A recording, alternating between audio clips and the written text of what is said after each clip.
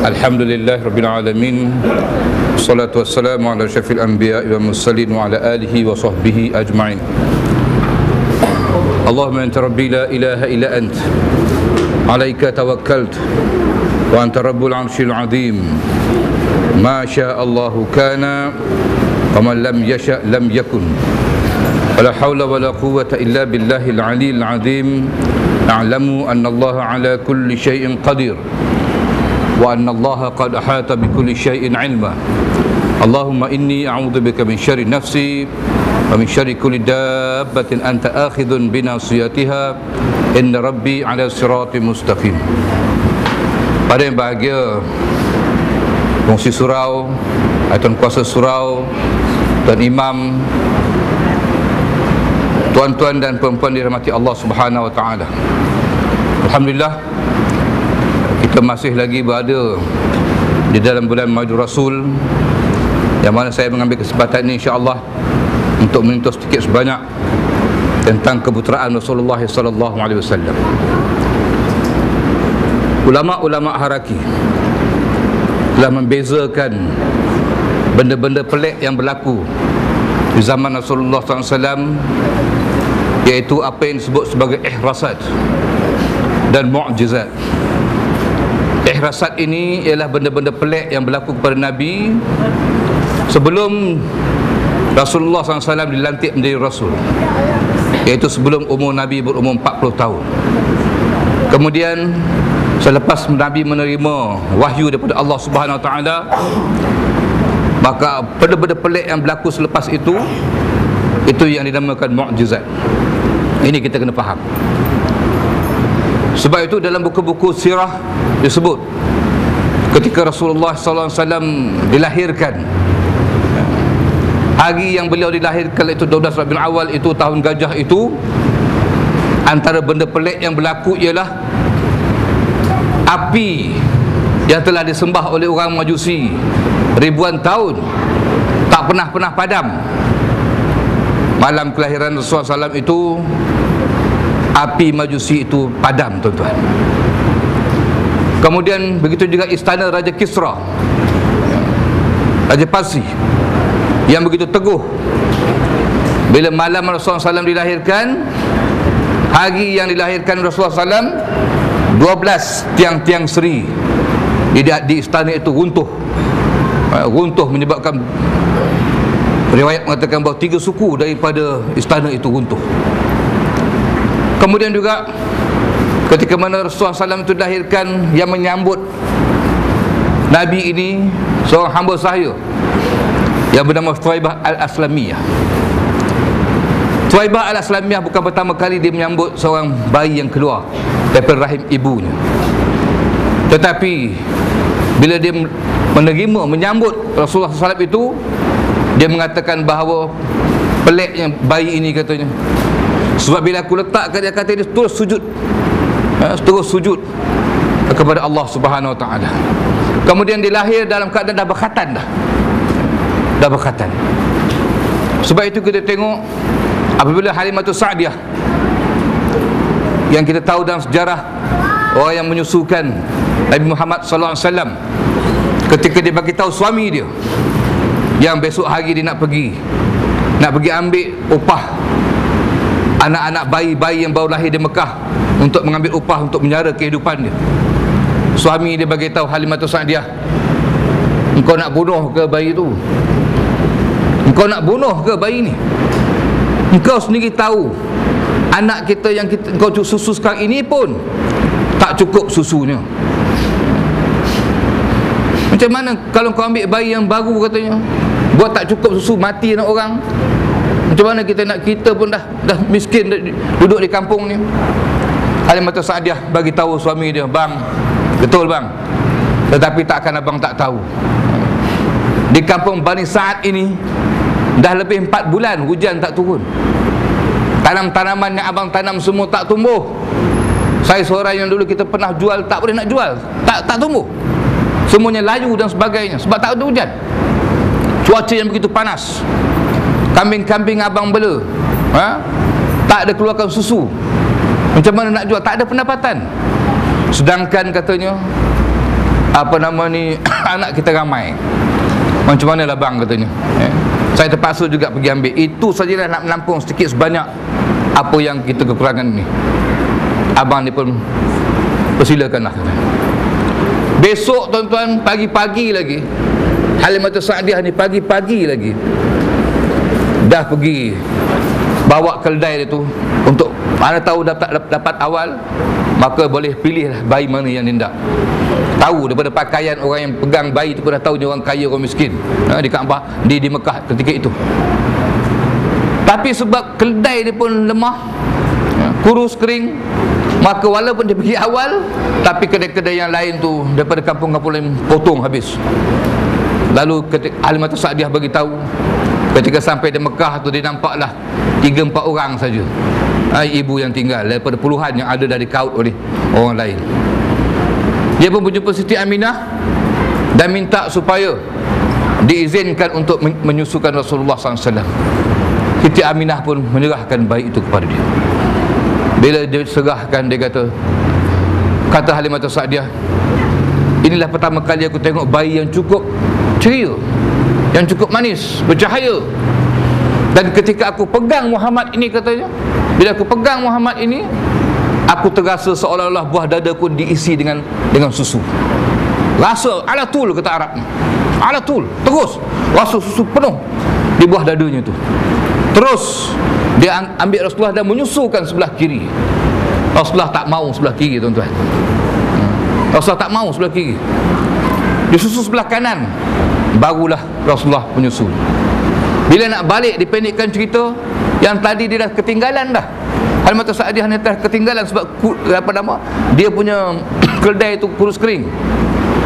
Tetapi demi Allah, kata Halimatus Sa'diyah, bila aku naik saja keldai aku dengan mendukung bayi ini, katanya, terus keldai itu menjadi keldai yang perkasa, tak semena-mena. Lalu dia pergi tu, dia yang sampai awal lah daripada orang tadi. Bukan itu saja, kemana-mana saja keldai ini pergi kiri kanan, katanya, ada awan yang mengikut ini Muhammad ini, ada awan yang mengikut bayi ini. Dan memang Rasulullah SAW sejak lahir sehingga wafatnya tidak ada bayang-bayang, tuan-tuan. Rasulullah tak ada bayang-bayang. Dan awan itu bukan saja diperhatikan ataupun disaksikan oleh Halimatus Sa'diyah, dapat juga dilihat oleh Maisarah, dapat juga dilihat oleh Bukhairah. Nak pendekkan cerita, bila sampai tu dah letih dah. Sepatutnya Halimatus Sa'diyah kata, aku pun bukan pertama kali aku menyusukan budak ni, dah banyak kali dah, selalu sampai meletih, letak budak tidur, dia pun tidur. Tetapi sebab dia teruja dengan kecantikan Rasulullah ini, nur yang ada pada Rasulullah, dia letaknya Rasulullah SAW dalam keadaan Rasulullah membelik diri di kanan kiri itu, tuan-tuan. Masya Allah, kata Halimatus Sa'diyah, dengar guruh di langit, kilat sabung menyabung, dan hujan turun. Yang selama ni 4 bulan hujan tak turun, sungai kering. Besok hari pagi sungai semua penuh. Dan yang lebih pelik, dia kata, satu malam hujan itu sahaja menyebabkan daun-daun yang layu, yang tak tumbuh dan terus mengeluarkan buah-buahan. Pelik sungguh. Dia punya dia punya lembu keldai, lembu dan kambing, pagi tu je minum sekejap aja air ini, terus air susu mereka pun bertambah. Dengan ikhlasat inilah Halimatus Sa'diyah penuh yakin bahawa bayi ini membawa rahmat ke seluruh alam.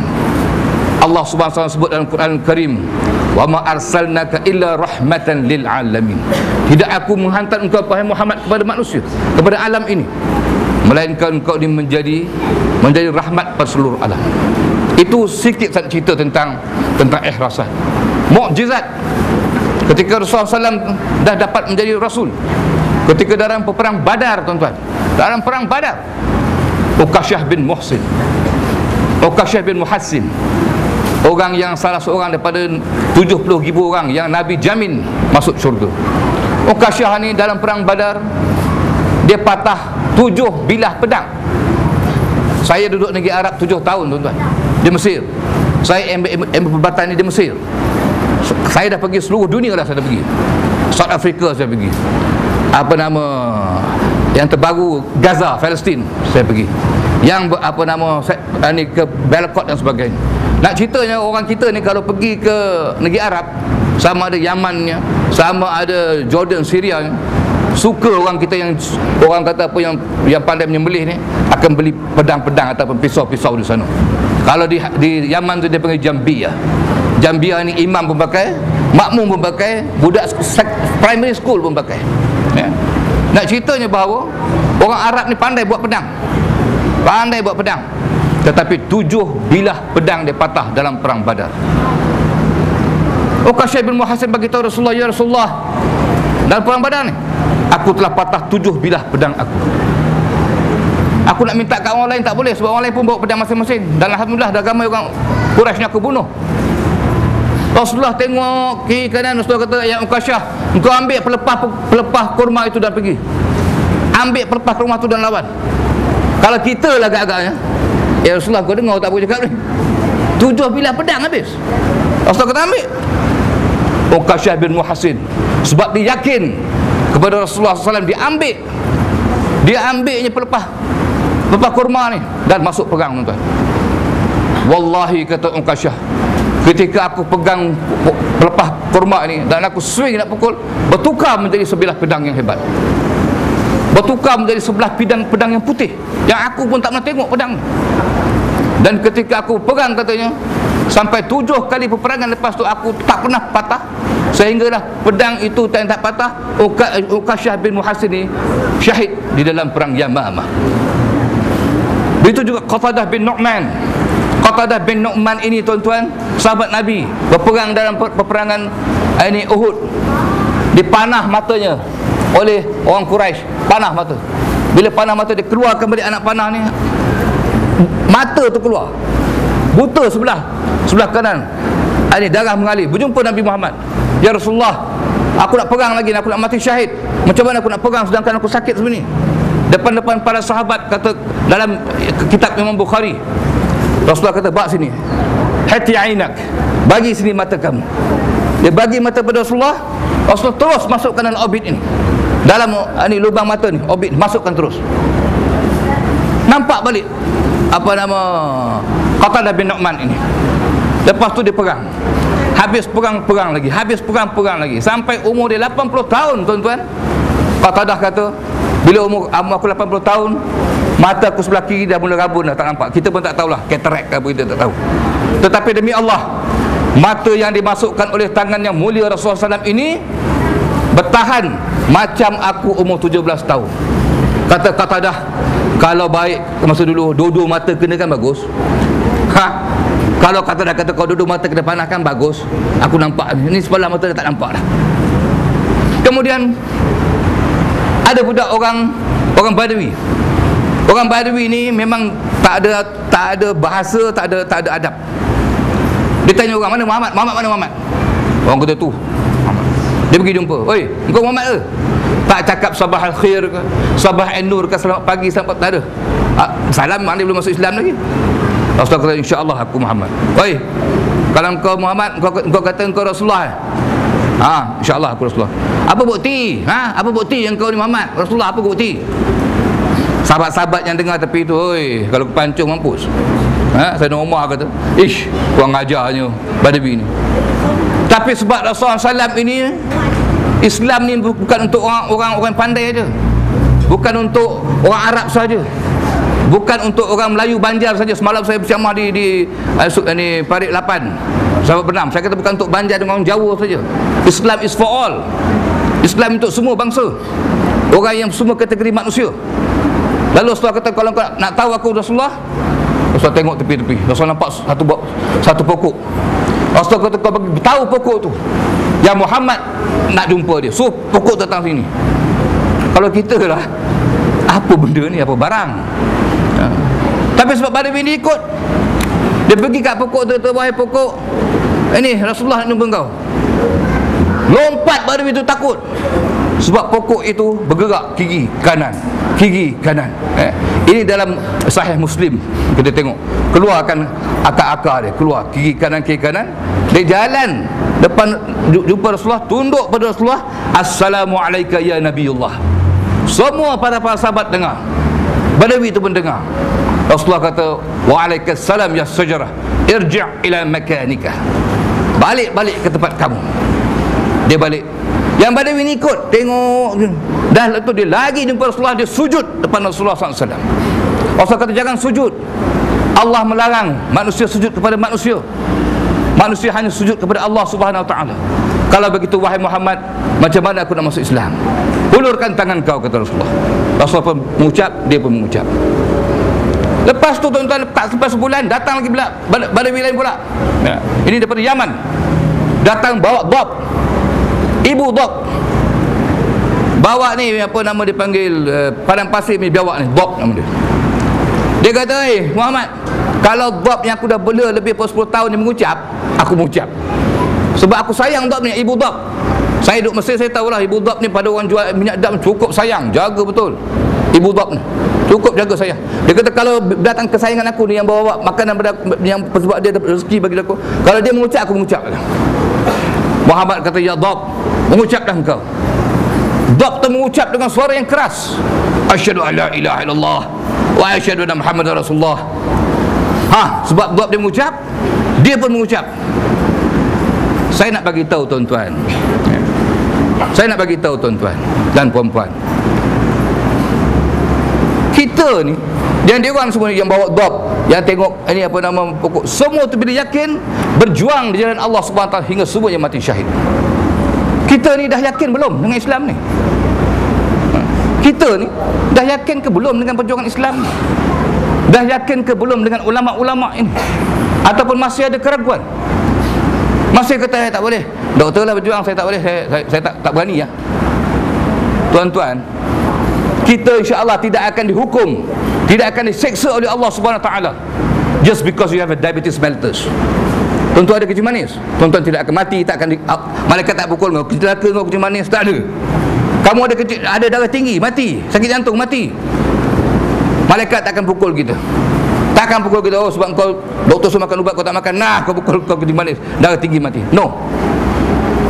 Itu yang saya katakan tadi, saya ni alhamdulillah bernasib baik jumpa dengan macam-macam jenis manusia. Antara ini yang saya jumpa, yang setiap kali kau datang Malaysia, dia panggil, dia akan kontak saya dulu, ialah Syekh Mahmud Siam. Syekh Mahmud Siam ni umur 80 tahun dah. Dia ni Imam Masjidil Aqsa. Sekarang dah kena halau lah, mantan nak jadi Imam Masjidil Aqsa, dah tua dah. Saya tahu bila dia kat mana-mana hotel, kerajaan Islam mau bagi duk hotel apa, kerajaan Malaysia akan bagi hotel, dia akan panggil saya akan pergi. Aku tahu apa yang dia tak ada. Syekh Mahmud Siam ni, apa yang dia tak ada? Kencing manis ada, darah tinggi ada, hepatitis ada, name it, you name it, semua dia ada. Tetapi dia berjuang jalan Allah Subhanahu Wa Taala. Bau-bau ni kita didatangi oleh seorang tokoh. Ini Dr. Yusuf Qaradawi. Yusuf Qaradawi bagi tahu kita tidak ada excuse depan Allah Subhanahu Wa Taala. Sama ada kamu seorang penjual durian di tepi jalan, kamu pengunting rambut ke, kamu doktor ke, engineer ke, kena bawa Islam itu. Dan kita akan ditanya di depan Allah Subhanahu Wa Taala, kullukum ra'in wa kullu ra'in mas'ulun an ra'iyati. Setiap kamu adalah pengembala, setiap kita ni adalah pemimpin. Minta maaf saya nak bagi tahu, kalau kita boleh reverse balik kehidupan kita, ketika seorang lelaki dan seorang perempuan bersatu, setiap ejaculation sperm tu tuan-tuan 80 juta air mani yang keluar, sperm dalam tu yang keluar. Daripada 80 juta itu hanya satu saja yang boleh combine dengan ova ibu menjadikan kita ni lah. Sama ada kita sedar ataupun tidak, kita ni semua ni telah dipilih oleh Allah Subhanahu Wa Taala. Saya bekerja di apa nama Sarawak 6 tahun. Saya jumpa dengan Tok Batin. Saya tanya Tok Batin, siapa polah sungai Tok? Polah tu maknanya dia buat lah. Siapa yang buat sungai ni? Dia kata, yang polah sungai Tok Tuhai Allah. Dia tahu Tuhan Allah yang lakukan. Saya masuk ke gereja, Saya masuk ke kuil-kuil Hindu, saya masuk tempat-tempat orang Cina, tanya Cina-Cina tu, Apik, siapa bikin ini matahari tu, gunung semua? Tuhan alam ah. Tuhan alam ah. Dia tahu. Tetapi Allah sebut dalam Quran Al-Karim, wa rabbuka yakhluqu ma yasha wa yakhtar. Sesungguhnya Tuhan kamu, Dia yang menjadikan sesuatu, dan Allah juga memilih. Tuan-tuan, sama ada kita sedar ataupun tidak, Allah memilih kita.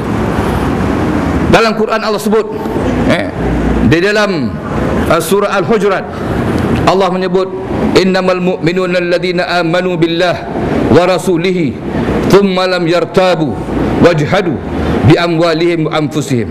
Sesungguhnya kata Allah, orang-orang yang beriman hanyalah orang-orang yang beriman kepada Allah dan Rasulnya, kemudian mereka tidak ragu-ragu lagi dalam jiwa mereka.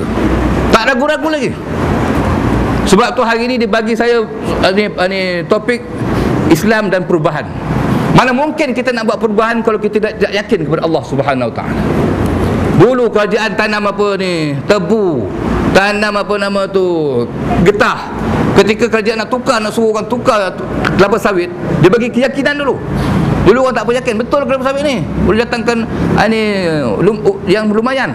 Tapi bila kerajaan push bagi seminar, bagi apa, orang yakin, barulah orang tebang pokok tebu, orang tebang apa nama ni, pokok-pokok getah, orang mula tanam kelapa sawit. Kita nak berubah, kita kena yakin. Kita kena yakin, tuan-tuan. Tak yakin, kita takkan berubah. Kita takkan berubah. Sebab itu di antara sebab-sebab, di antara sebab-sebab orang masuk dalam neraka, sebab mereka tidak berubah. Masuk neraka tu sebab dia tidak berubah. Ini Allah sebut di dalam Al-Quran Al-Karim. Balik nanti buat homework sikit. Buka surah Al-Hadid ayat yang ke-13 dan 14. Hari ini saya baca ayat yang ke-14 saja. 13 tu saya bagi ringkasan, saya tak nak baca, tapi saya baca yang ke-14. Yang ke-13 tu dia kata digambarkan dari kiamat tu. Digambarkan pada hari kiamat. Hebat tak hebat Quran ni? Hebat tak hebat Quran ni? Itu sebab saya suka pergi ke Afrika, pergi ke England, pergi ke Edinburgh, saya pergi ke di Pakistan dan sebagainya. Sebab saya sebagai doktor, bila saya pergi sana, saya attend seminar. Dia cerita tentang kehebatan Al-Quran tu sendiri. Saya nak bagi, sebelum saya sentuh, nak bagi tahu dari segi perubatan ataupun dari segi kehebatan Quran ni. Tuan-tuan tahu tak, dari segi ilmu entomologi, entomologi ni ilmu yang mengkaji tentang serangga, baru dia orang bagi dapat tahu bahawa ants are the best communicators. Semut ni adalah binatang serangga yang paling hebat dalam berkomunikasi. Saya dah cuba try test dah. Saya ambil gula, basahkan sikit gula, baling dekat Gaza. Saya baling sikit. Dekat Pakistan, masuk dekat Balakot, masuk musim sejuk tu pun, ambil sikit gula, baling, biarkan situ. Di Edinburgh, di Johannesburg, itu juga saya baling. Tak sampai pun sejam, tiba-tiba semut datang. Tereng, semut datang. Lepas tu seekor je, 2 ekor. Kejap lagi saya pun tak tahu dia pakai 019 ke 017 ke, kita pun tak tahu. Oh, ramai kawan-kawan datang, kawan-kawan semut datang. Sebab tu dulu kita ingat lagi masa mobile phone ni, orang nak cerita tentang Sony dan Ericsson semua, saya baca The Sun, keluar satu page besar, semut bertemu dengan semut, dan dia tulis tu, ants are the best communicators. Semut adalah binatang yang paling bijak untuk berhubung. Tapi saya nak tanya tuan-tuan, di mana-mana pun saya pergi, dan saya beri peluang untuk bercakap, saya bagi tahu. Saya kalau depan Mak Saleh, saya cakap depan Mak Saleh. Kalau depan orang India, saya bagi tahu orang India. Kalau depan di gereja, saya bagi tahu orang gereja. Saya kata, can you name me the first and only scripture in this world? Tolong bagi tahu saya, buku yang mana, penulisan yang macam mana yang kita bagi tahu. Ilmu entomologi bagi tahu kita baru 300 tahun yang lepas. Tetapi ilmu manakah, buku manakah, kitab manakah yang mula-mula bagi tahu kita semut ini boleh bercakap? Tidak lain dan tidak bukan Al-Quran Al-Karim. Al-Quran Al-Karim ada surah An-Naml, surah semut. Ingatkah kamu kata-kata Allah dalam tu, ketika mana Nabi Sulaiman pergi ke kota semut, Bukan kota sarang semut. Itu kat Kedah. Orang Kedah aku cerita ada berkata tadi kot apa Raja Sulaiman pernah main kat sini kot. Tak ada, bukan kota sarang semut. Kota semut. Ketika itu, wa idh qalatil namlu ya ayyuhan namlu udkhulu masakinakum la yahtimannakum Sulaiman wa junudihi. Keluar Pak Lurah. Ini ketua kampung. Semut tu bagi tahu apa? Wahai semut-semut sekalian, masuklah kamu dalam lubang-lubang kamu supaya kamu tidak diinjak oleh Sulaiman dan juga tentera-tenteranya. Itu 1000 lebih kurang 1400 tahun dulu, 1500 tahun dulu Quran dah bagi tahu lebih awal.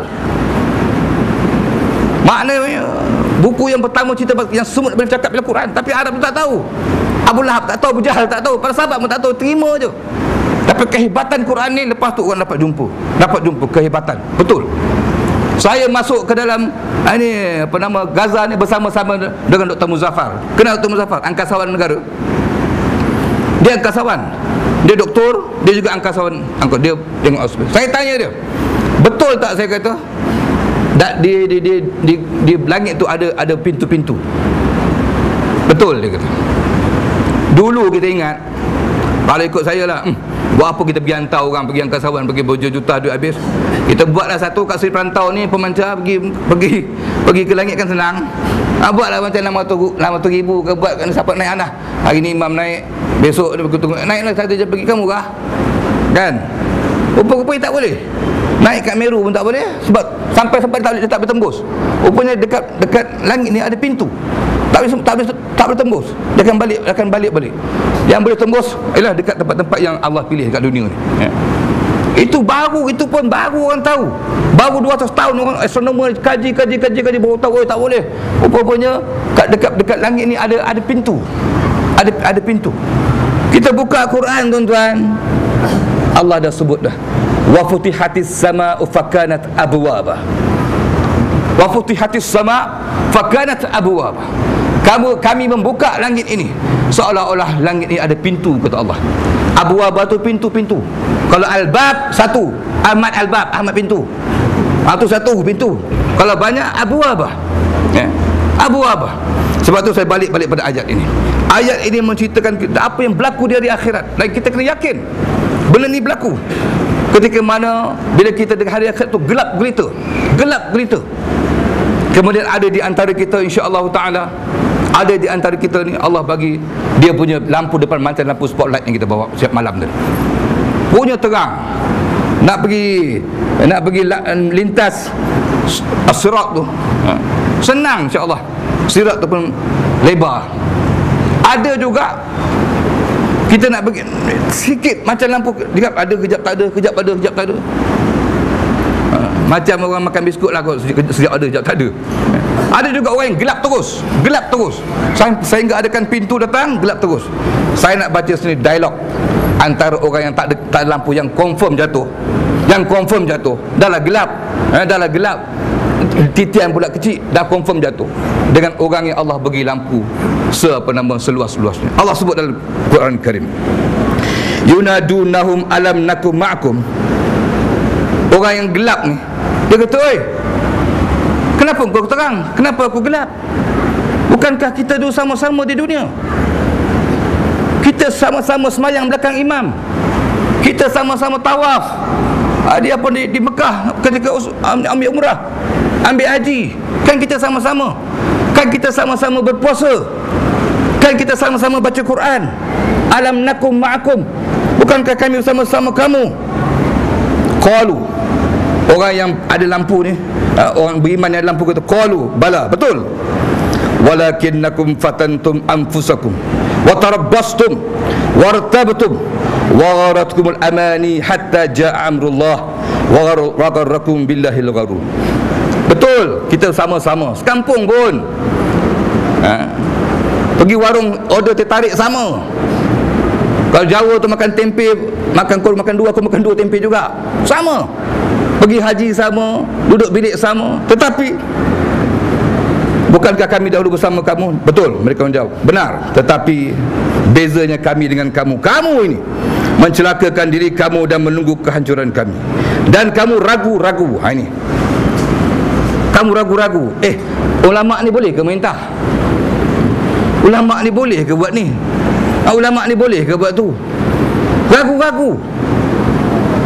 Tuan-tuan, saya pergi ke Iran. Sana Ayatullah Khomeini, masa Ayatullah Khomeini dah tak ada dah, kita pergi bawah ni. Mahmud Ahmadinejad, orang Islam, undang-undang Islam jalan. Saya jumpa orang Yahudi. Orang Yahudi duduk di synagogue. Kita kalau surau dalam masjid, kalau orang Kristian apa nama church ataupun gereja, dia orang ni synagogue, tempat dia orang beribadat tu namakan synagogue. Saya tanya orang Yahudi ni, kita kenal dia pakai kopiah pun tepi belakang. Saya tanya dia, kau semua Yahudi kan? Yahudi. Kenapa tak pergi ke Israel? Sedangkan Yitzhak Rabin tu dia bagi tahu, siapa-siapa orang warga Yahudi datang sini, dah siap dah banglo 2 tingkat. Dah siap dah pekerjaan, kami nak bagi gaji sampai 5,000 sebulan. Dia kata apa? Doktor, kita dah balik, dah pergi dah Israel. Tapi tak sampai setengah tahun, tak sampai 6 bulan, kami balik ke negara Iran. Kami lebih selesa dengan undang-undang Islam di negara Iran. Kita pula yang orang Islam tak ragu-ragu lagi dengan hudud. Ragu-ragu lagi dengan orang nak bagi tahu hudud, kita menentang. Hudud ni bukan undang-undang kerajaan negeri Johor, bukan undang-undang ni Kelantan, bukan Kedah, undang-undang Allah Subhanahu Wa Taala.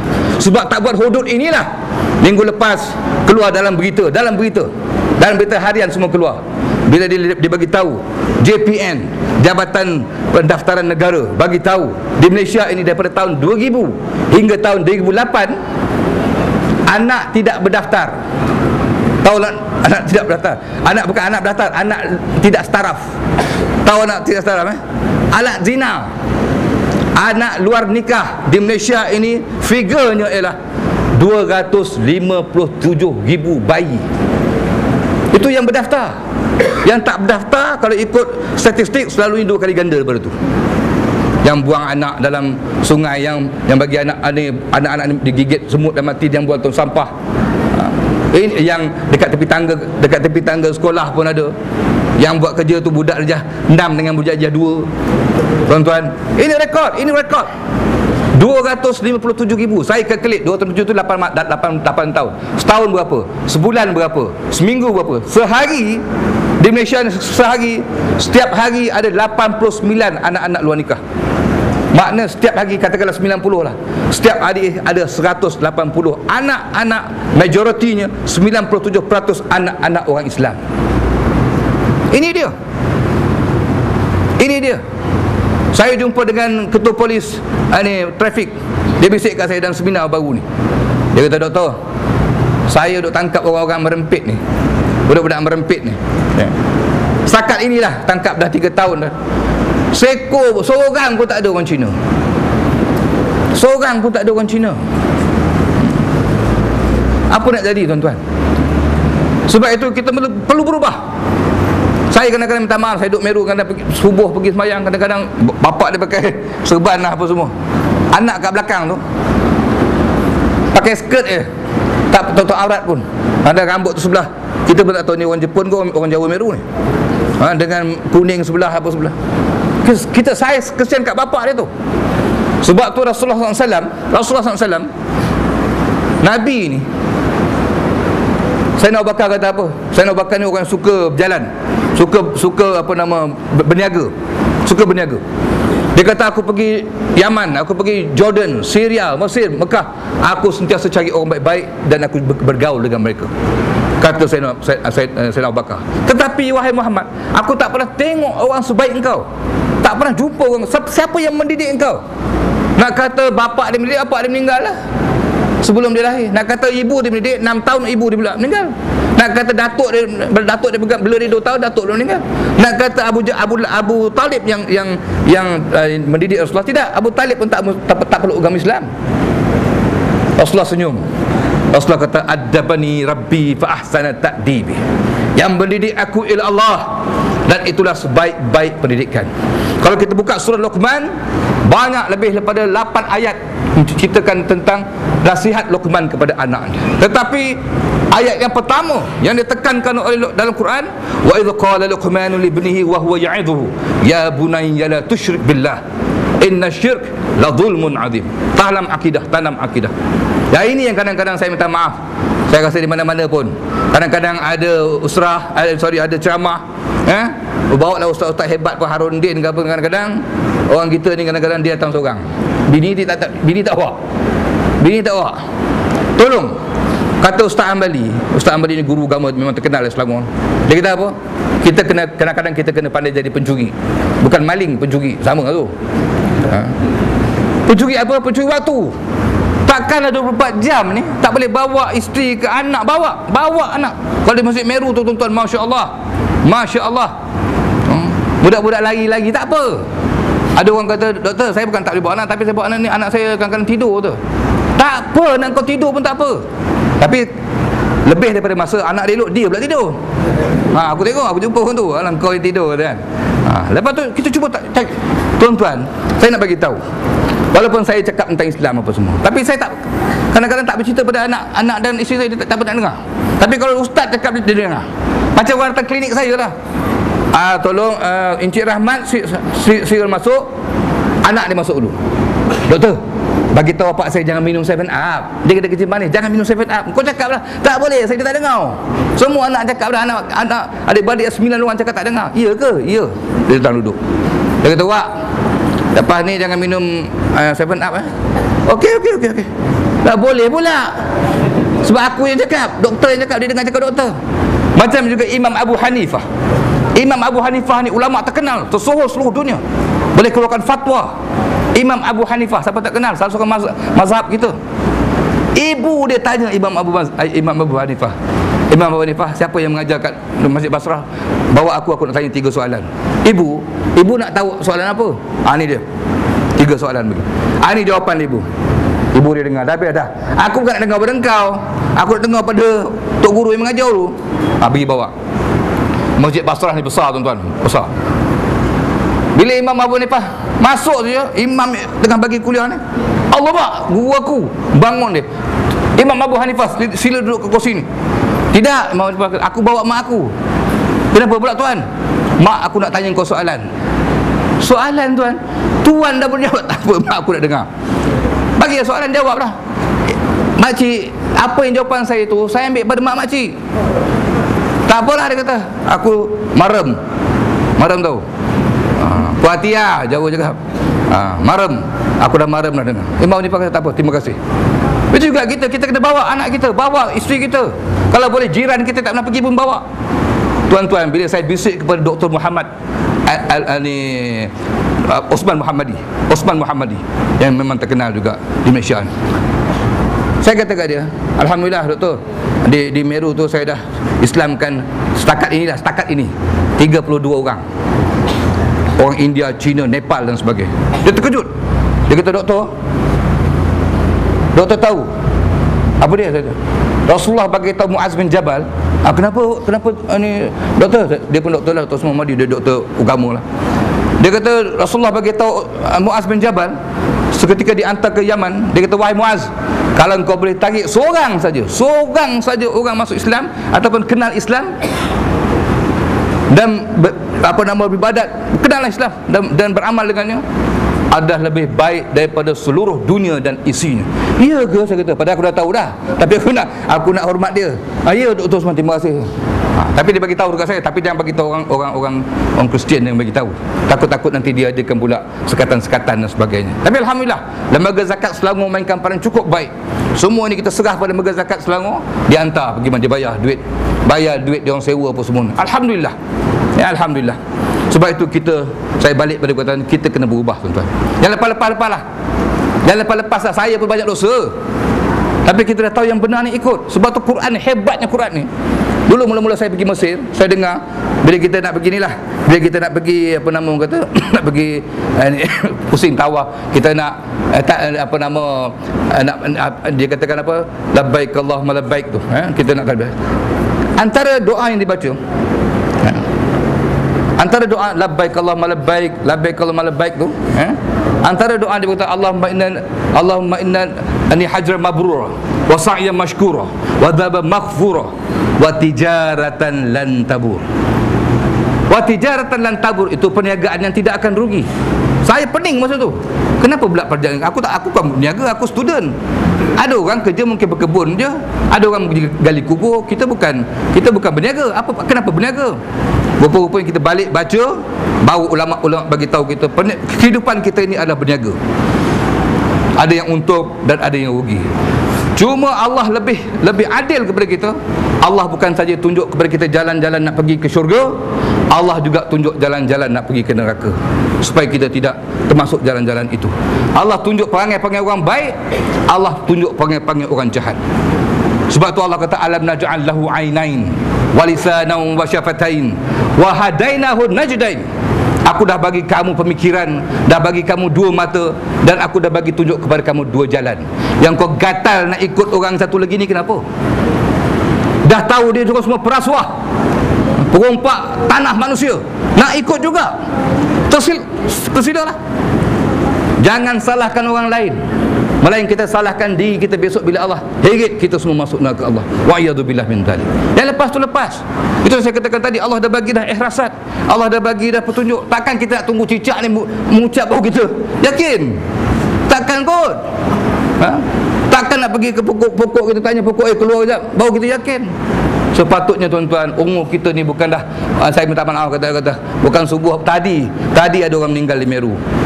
Bulan lepas ada orang, dia jaga suami dia lumpuh, dia mati dulu. Anak-anak dia ada seorang doktor tu, anak dia berharap sangat nak best student accident, mati. Kematian datang bila-bila masa tuan-tuan, bila-bila masa. Sebab itu jangan takut dengan rintangan-rintangan. Kalau kita kata aku buat Islam ni, aku hebat, tak ada apa-apa pun, tak ada orang marah aku pun, elok aje. Tak ada ugutan pun, tak ada orang marah, tak ada orang fitnah, tak ada apa pun, elok aje. 8 hari, 10 hari aku buat elok, 10 minggu aku bergerak elok, 10 bulan aku bergerak, tak ada apa-apa pun, 10 tahun elok, tak ada orang lawan pun, tak ada orang marah. Ulama haraki bagi tahu kita dalam bahasa Jawanya, either something is wrong somewhere or everything is wrong everywhere. Tahu? Faham semua Jawa tu. Nak cerita bahawa memang silap, mesti silap. Sebab apa? Rasulullah itu the best da'i. Apa yang Rasulullah tak buat, Rasulullah paling baik. Rasulullah, orang nak bunuh dia pun tak apa, nak masuk Islam, masuklah. Kalau kita lah Sayyidina Umar, mana boleh Sayyidina Umar masuk Islam? Dia bunuh anak dia sendiri, dia pun angkat pedang nak bunuh Nabi. Jangan benarkan dia masuk Islam. Tuan-tuan, Rasulullah benarkan. Sebab Islam ni bukan untuk Rasulullah, dan sampai pada semua. Ini kita dengar Cina baca cukup cakap Allah, jangan cakap ini Islam tak boleh. Alah, kadang-kadang orang Jawa marah, apa ni? India cakap pasal Allah lah marah. Engkau baca Quran tengok. Ijajul jilatil ardu jalaha. Tak lepas-lepas lagi. Aku mengajar juga Quran. Tajwid semua aku mengajar. Orang Bangla kita suruh dia azan. Orang India madrasah suruh dia azan. Asyhadu an la ilaha illallah. Itu azan dia. Tapi tak apa, itu yang setakat dia mampu, tak apa. Dia belajar sikit-sikit. Itu saya bagi Quran terjemahan orang Cina, orang bagi kepada rakan-rakan semua. Supaya dia buka hati, mana kita tak tahu. Moga-moga dengan itu dia masuk Islam. Dengan itu dia masuk Islam, kita tak tahu. Sebab itu kalau kita kata kita hebat daripada Rasulullah lagi pandai berstrategi. Cara hikmah, Rasulullah lagi baik, cara lembut, Rasulullah cukup lembut.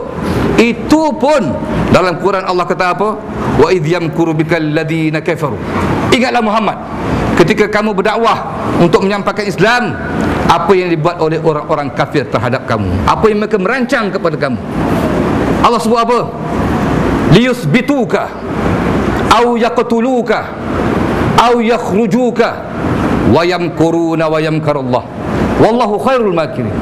Kau buat Islam sepandai mana pun, selembut mana pun, tapi kalau betul kau buat jalan Islam ini, mesti kau akan kena sama macam Rasulullah. Itu apa? Liyusbituka, untuk memenjarakan kamu. Nak penjara juga. Kawan aku doktor dah kata dia tu teruna, tak apa juga, nak penjara juga. Tolak semua bukti-bukti. Semua bukti, semua nak penjara juga. Au yaqtuluka, atau untuk membunuh kamu. Au yukhrijuka, atau untuk menghalau kamu. Wa yamkuruna wa yamkarallah wallahu khairul makirin. Sebab itu pesanan daripada Dr. Yusof Qaradawi semua kepada kita ini, hendaklah berniat untuk mati syahid, tuan-tuan. Semua kita, lelaki perempuan, niat untuk mati syahid. Apa? Ingat orang kena heart attack, sakit jantung, tak sakit ke? Sakit. Aku tahu, aku kerja kat hospital lama dah. Sakit jantung ni. Hepatitis B, orang mati hepatitis B, ingat tak sakit? Sakit. Kena langgar lori, ingat tak sakit? Cuba tengok langgar lori tu. Tak sakit, sakit. Tetapi kalau kita mati jalan Allah Subhanahu Wa Taala syahid, mati sakitlah, tapi insya-Allah dia punya pahala cukup besar sisi Allah Subhanahu Wa Taala. Cukup besar tuan-tuan. Sebab itu kita kena menerima perubahan. Kita kena menerima perubahan. Jangan kita kena gunakan akal kita. Antara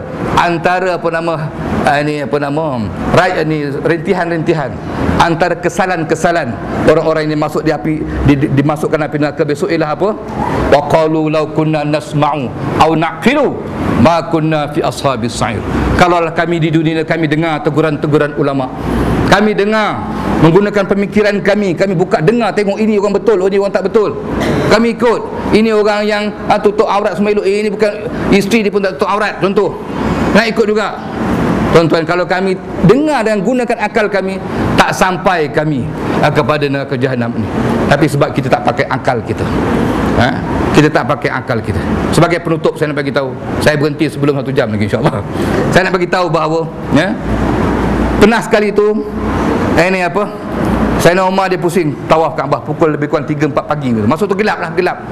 Tak ada macam sekarang ni. Sekarang kalau pusing tu pukul 3 pagi pun tak ada masalah. Sayyidina Umar tawaf. Di antara multazam dengan Hajar Aswad tu, di antara pintu Kaabah dengan dinamakan multazam, seorang hamba Allah minta pada Allah, Allahumma ja'alni minal qalil, Allahumma ja'alni minal qalil, Allahumma ja'alni minal qalil. Ya Allah, jadikanlah aku daripada golongan orang yang sedikit. Diulang sampai 3 kali. Sayyidina Umar terkejut. Oi pemuda, dia kata, apa yang kau minta sedikit? Selalu kau minta banyak. Minta umur panjang, minta rezeki luas. Yang kau minta sedikit kenapa? Gelap, dia pun tak nampak, dia tak. Padahal itu Amirul Mukminin Sayyidina Umar. Dia kata, oi engkau lah bodoh, kata. Kau tak baca Quran ke? Sayyidina Umar kata, kenapa? Bukankah dalam Quran Allah sebut qalilan ma tashkurun, qalilan ma tadhakkarun, wa qalilan min ibadiy syakur. Sedikit sangat hamba aku yang bersyukur pada aku, kata Allah. Sedikit sangat daripada hamba aku menggunakan akal fikiran mereka. Sebab tu aku minta minal qalil. Betul kata Sayyidina Umar, betul orang. Kadang-kadang kita buat program, kadang tak apa orang. Ini jadi orang lebih mementingkan dunia. Orang lebih mementingkan dunia. Sekarang tuan-tuan, semalam saya pergi tengok satu seminar, orang dah mula melihat kepada Islam. Melihat kepada Islam. Ramai orang masuk Islam. Semalam dia beritahu di Edinburgh, last year alone 40,000 orang masuk Islam. 40,000 orang masuk Islam. Orang dah nampak kehebatan Islam ini. Kenapa kita yang tak nampak? Yang terbaru yang tak masuk Islam, mungkin nak masuk Islam adalah Profesor Stephen Hawking. Saya dah pernah duduk England 2 bulan, duduk di Jepun sebulan, duduk banyak tempat, duduk sebulan 2 bulan. Saya pergi ke Madame Tussauds. Madame Tussauds ni satu muzium dekat di tengah-tengah bandar London. Yang nak masuk dia kena bayar seorang kat 30-40 ringgit. Tapi tak apalah, kita masuk tengok apa ada dalam Madame Tussauds. Saya tengok dia orang buat tokoh-tokoh dunia ni, dia buat dengan lilin. Macam betul macam Mahatma Gandhi tu, dia senyum kat kita, macam kita pun nak balas senyum kat dia. Orang India sampai sudut kat dia, macam dengan Mahatma Gandhi betul.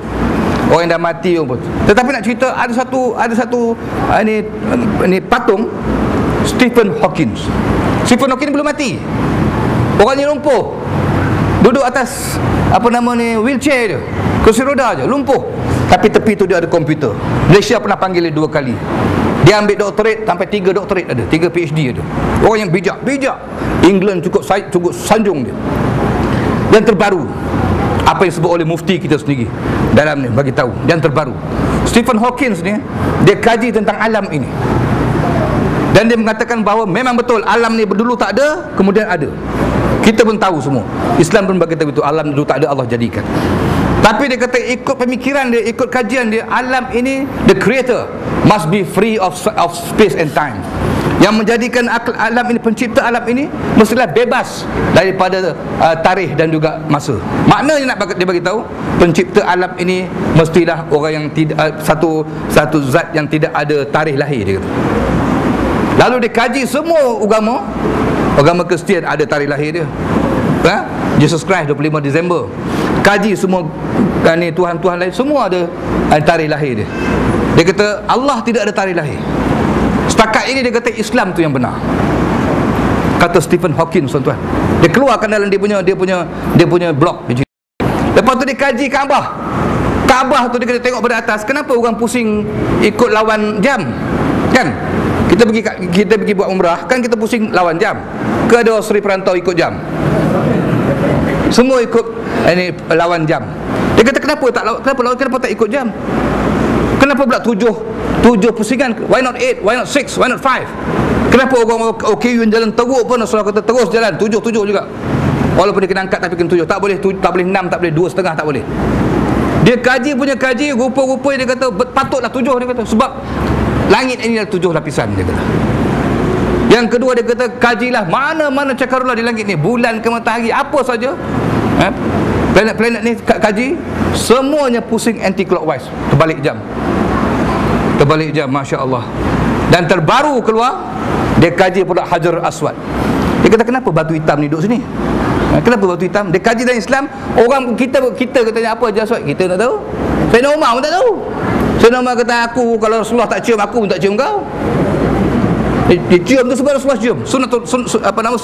Sunnah Rasulullah dicium. Tapi aku tak tahu apa benda ni. Ulama kata dulu putih, kena tangan manusia jadi hitam. Tapi setakat ini dah 5 orang arkeologis yang mengkaji Hajar Aswad ni dan mendapati tidak ada batu seumpamanya dekat sini. Kok ada orang Sri perantau jumpa batu hitam, doktor, Hajar Aswad menipu. Bukan Hajar Aswad. Hajar Aswad itulah, tak ada Hajar Aswad. Tetapi pelik bila Stephen Hawking dia kaji Hajar Aswad, kenapa misteri batu ni? Dia tengok ke atas, rupa-rupanya di angkasa lepasannya ada black hole. Sama dengan Hajar Aswad. Black hole ni satu benda yang misteri. Orang tak tahu nak tahu pasal 0.002 tak tahu apa benda tu. Orang masuk dalam tu nak kaji, hilang. Tak keluar balik. Pergi tak kembali lagi, hilang. Sebab dia punya daya tarikan graviti tu 20,000 kali ganda. Orang tak tahu apa yang black hole ni. Tonton balik, buka dalam internet, black hole. Tak tahu apa. Tahu sikit je, pusing. Orang tengah kaji, orang tak berani kaji. Masuk situ hilang. Tapi tengok Hajar Aswad tu, dia simbolik. Saya takut kalau dia ini masuk Islam. Saya yakin, saya penuh yakin Stephen Hawking tu kalau katakanlah besok dia masuk Islam, hari ni dia akan dibunuh. Seperti mana Michael Jackson dibunuh, tuan-tuan. Saya tahu. Banyak saya baca buku-buku orang masuk Islam ni, dia nak masuk Islam kena lagi sebab dia akan dibunuh. Tokoh-tokoh dia akan dibunuh. Ini yang kita tengok. Tiger Woods, macam-macam orang cerita pasal dia punya asmara apa Tiger Woods. Padahal semua atlet pun kehidupan dia macam tu. Ada orang bagi bisik kat saya, dia balik Amerika, dia beritahu, ni doktor, kemungkinan pasal Tiger Woods nak masuk Islam. Tapi sekarang orang skandal. Padahal semua dia orang skandal. Kenapa Tiger Woods pula dia ni pemain golf tu? Kau cakap Tiger Woods tak kenal pula yang pemain golf tu. Jadi setakat itulah saya sampaikan, insya-Allah. Moga-moga tazkirah yang tidak seberapa ini, tuan-tuan, mengingatkan kita kembali kepada peranan kita untuk mengubah segala-galanya. Sebelum kita mengubah orang lain, mengubahkan diri kita dulu. Sebelum ni kita tak pernah bawa isteri kita, bawalah isteri kita dengan anak kita tidur pun tak apa. Tu tidur, nampak. Tapi rahmat turun kat dia, tak apa, insya-Allah. Tak apa. Ini yang kita nak, tak apa.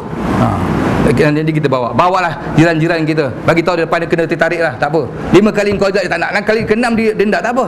Dalam dia pula ajak kau, kau yang ajak aku, kau tak tahu pula. Tak apa. Nanti kita ajak, insya-Allah. Setakat itu saya pun sebenarnya letih tadi ada bincangan, tapi saya datang ni pun tak balik rumah lagi, tukar baju dekat surau apa, masjid Demak. Orang yang aku nak bagi ceramah kata tak ada, aku datang sini je. Jadi insya-Allah saya ucapkan terima kasih kepada Tuan Kuasa Surau dan juga Pak Nazir, Pak Imam yang telah menjemput saya untuk menyampaikan sikit sebanyak, insya-Allah. Dan moga-moga Allah merahmati kita semua, insya-Allah. Aku liqali hada. Assalamualaikum warahmatullahi taala wabarakatuh.